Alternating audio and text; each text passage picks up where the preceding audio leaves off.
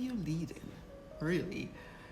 I was thinking back to the many corporate positions that I've had, and I found myself remembering, like why why didn't stay? Why didn't I want to stay in these places? They were paying, whereas decent enough money, but I never felt compelled to stay.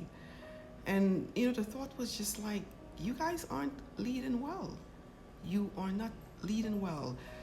And I'm talking about the kind of leadership where, you see your boss and they're traveling and they're on endless vacations and this fancy jets and all those things that I'm not saying that are bad things.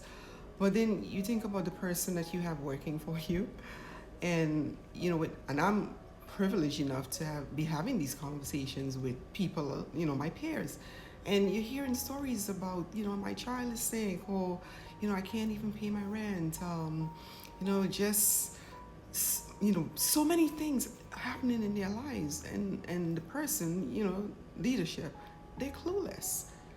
And I just felt, it just always frustrates me. I felt that, how could you be that kind of leader and not realize what's going on with the people that you're supposedly leading? Like, you have no clue what's going on, and they're going through such hardship, but you're taking off and you're going on your fancy vacations and stuff. You're having a good old time, and they're about to be evicted or something like that. To me, that's messed up. So it's partly why I do what I do.